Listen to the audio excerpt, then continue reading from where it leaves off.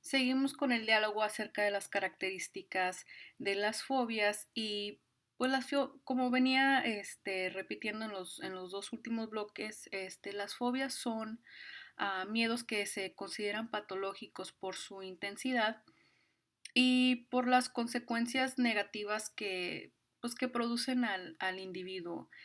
Es decir, que pues limitan su vida rutinaria, su vida cotidiana. Entonces, en algunas ocasiones, estas fobias pueden incapacitar a la persona a realizar cosas sencillas que viene siendo como salir a la calle, que es un tipo de agorafobia, o incluso hablar o comer en público, que pudiera hacerse una fobia social. Ahora, la vivencia fóbica tiene cuatro características que las define. Y la característica número uno es que es desproporcionada. Es decir, que la situación fóbica provoca un miedo intenso y en muchas ocasiones es incapacitante. La característica número dos, no tiene una explicación lógica en sí el por qué tenemos la fobia. Sí, o sea, puede haber algo que la detone, pero en sí no es necesario que tenga una explicación lógica. Y la persona que tiene la fobia, puede llegar a comprender lo absurdo de su miedo o lo ilógico de su miedo, pero en realidad es incapaz de superarlo.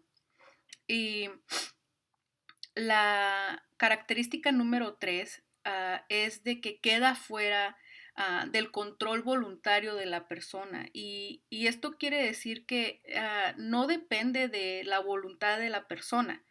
Y aunque y aunque esta persona se proponga y diga, ya no voy a tener esta fobia, no podrá superarla solo por el hecho de decir, oh, voy a hacer esto y ya no voy a tener mi fobia. Ocupa ayuda, las herramientas este, ah, para poder combatirla. Y la número cuatro, característica es de que provoca la evitación. Entonces, am, cuando una persona tiene la fobia, eh, va a hacer todo lo posible por evitar aquello que provoca la fobia.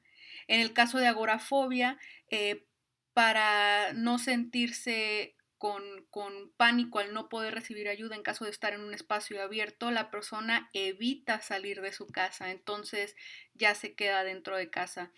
Y eso viene siendo el ejemplo de lo que provoca una fobia es la evitación. Y, y rápidamente las cuatro características es desproporcionada, no tiene explicación lógica, queda fuera del control voluntario de la persona y provoca la evitación. Y una pregunta que me hicieron fue, ¿cómo puedo saber si yo tengo una fobia? Y yo siento que es importante prestar atención a los síntomas y las características que acabo de decir. Eh, Ponle atención a tus síntomas. Este miedo que te está causando, ¿cómo afecta tu vida, tu rutina? Vamos a suponer que antes de que te pasara, que tuvieras este miedo o esta fobia, podías salir libremente a la calle y ahora ya no puedes. Evitas salir a la calle por, por X miedo o entonces empiezas a dejar de hacer cosas para evitar estar expuesto a la situación que te crea la fobia. Y los síntomas son ese miedo o ansiedad que va más allá, o sea, es mucho más fuerte que la amenaza real.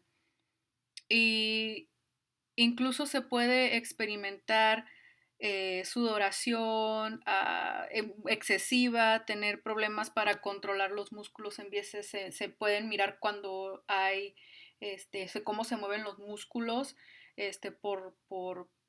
sin control, por lo mismo, por la ansiedad. La persona puede tener dificultad con su frecuencia cardíaca, empieza a palpitar su corazón muy rápido, algunos pueden llegar a desmayarse, sentir náuseas. Entonces hay varios síntomas que hay que tener en mente si estamos buscando una explicación de nuestro miedo o de nuestra ansiedad, ya sea por el objeto o situación que nos provoca ese miedo. Entonces, es importante pensar que si usted evita situaciones en las cuales se puede presentar contacto con el objeto o animal que causa el miedo, si usted evita esas situaciones, es porque va a tener algún tipo pudiera decirse que tiene fobia.